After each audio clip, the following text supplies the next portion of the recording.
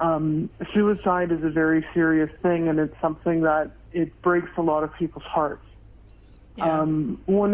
One thing though is that it's a very hard task sometimes, just living on this planet. And even though it is hard, from the spiritual end, from what we've observed, is that the act of committing suicide, it's sort of like opening up a free ticket to the other side to do what they want to you. It's kind of a magical contract in which you basically say, okay, I absolve all responsibility, and it enables them to basically take control despite what your other wishes may be. Right. So on that basis alone, I would caution people not to suicide. On the basis of, the care and compassion of your friends and family, I would caution you not to do that, because you'll break their hearts. On the basis, too, of the things that you may still have left to experience that are positive in this world, I would ask, please don't kill yourself. Absolutely. There is hope, people. There is change around the corner. It's maybe not visible from where we stand right now, but it is happening. You will see it.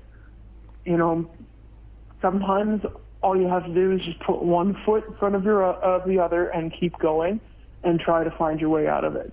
Try to find things that are good, hopeful, bring you joy, even if it's just a little bit of joy for a little while, whether it's something like going for a walk in nature, pulling up weeds in the garden, sitting on the porch, gazing at the stars, whatever it is that brings you a little bit of happiness and hope.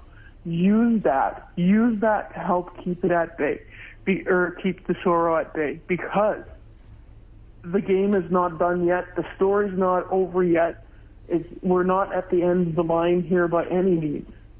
There is still good things left to come. As for improving your personal situation, start small. It doesn't have to be a dramatic change. If you wake up the next day and the whole world is different. Start with the little things, and start with the things that you have control over. If you, feel crappy after what you eat, see if you can find food that makes you feel less crappy or doesn't make you feel crappy. Starting things with diet and exercise. A little bit of exercise helps improve your mood. Getting away from the processed food, sugar, especially corn syrup, and grains actually exacerbate depression. Try to reduce the amount of those that you have in your diet, and make sure you're getting enough fat, because your brain is made of mostly saturated fat. It helps your mood if you're getting enough fat. Yeah.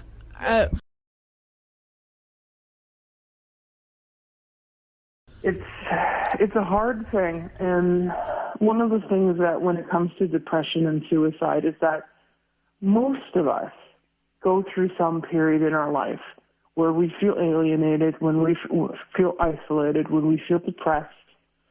Many of us, and one of the things that I don't like about the mental health system is how it basically pathologizes suicidal feelings. Well, this planet's a bum deal for many people in a lot of ways. It's a normal, rational thing to not like what's going on. But how you react to that is what's important. And it's important to remember that no matter how tough it looks, no matter how hard it gets, no matter how hopeless it looks, that's an illusion.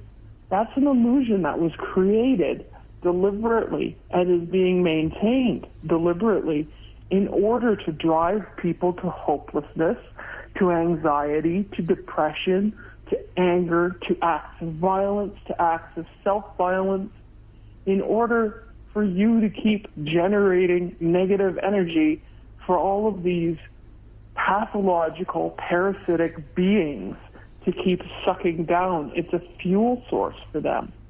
Yeah. Exactly. Don't let them win. Don't let them suck off you. Exactly.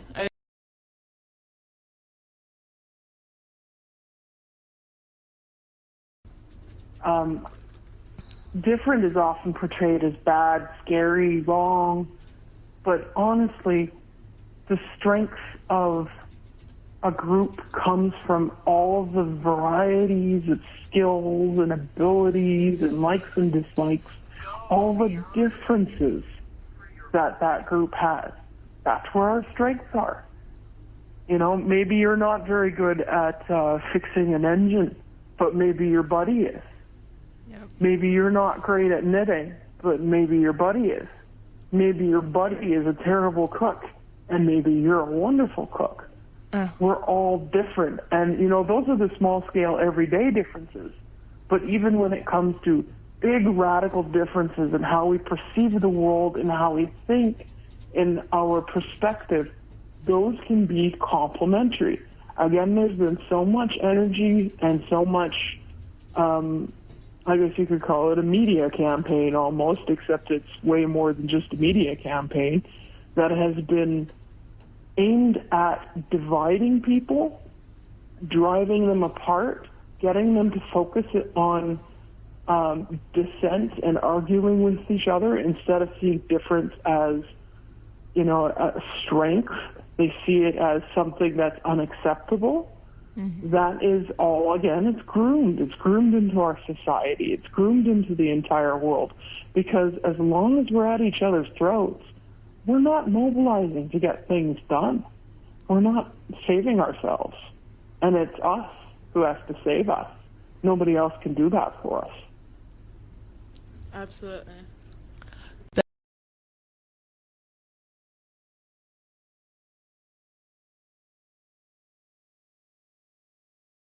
Some commentators are very focused on fear, anger, and outrage. And they're not talking about solutions. They're not talking about moving forward. They're not talking about hope. And you can bet your bottom dollar that those who are focusing on fear and anger without talking about any of those things are part of an agenda to make sure that you're not looking at hope and you're not looking at solutions and you're getting more and more hopeless.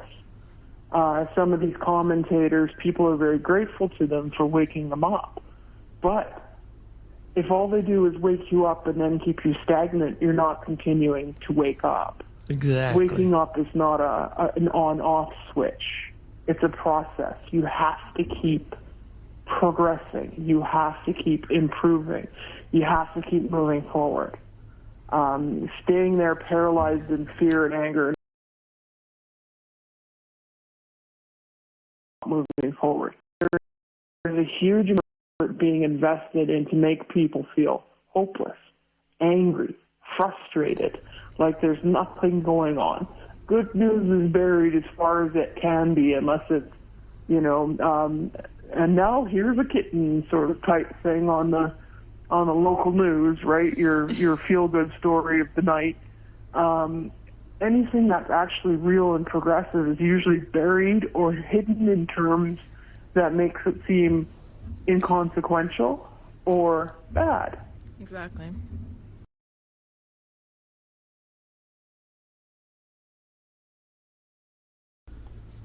My advice for people who are just awakening and getting into this is don't get bogged down by fear, anger, frustration, all those things. It can be so overwhelming. Once you kick over that rock and realize that the termite mound is absolutely enormous and it's a big stinking mess, it can be scary. It can be devastating. And you can't afford to get paralyzed by the fear. My biggest piece of advice for people who are just waking up is keep on moving. Always be moving forward, whether you're finding new information, whether you're deciding that you want to take action, whether you're trying to figure out what kind of action you can take to contribute. Because let's face it, we're not all kicking down doors commando style here. Yeah. Keep moving. It's so important. whether or not we win or lose is dependent on people making free will choices and taking action. This is literally the key to victory. If you're sitting there doing nothing, if you're sitting there bogged down in hopelessness and anger and fear, you're not contributing. Outrage is fine. It's a good starting point, but that's all it is. You have to move past it and start looking at, okay, what can I fix? How can I contribute? What can I do? And the answer will be different for every single person. Look for ways in which you can help. Maybe you are a commando door-kicking person. If that's the case, look up your militia. Find a group that you can associate with where those skills can be put to use. If you're not a commando door-kicking person, see what you can do to help the people who are around you, your community, your friends, your family. Start a community garden. Yeah. If you have a farm or rural space, start growing some vegetables and food. Learn some of the old ways. Learn a traditional skill. Knitting, leatherworking, ironworking. Something that you do that's not dependent on processed and prepackaged and things like that, so that you can have something to do if there should be an interruption in service. Make sure that your family and yourself is covered, because if there is interruptions in services, you're going to need to have food and water and toilet paper and all those good things.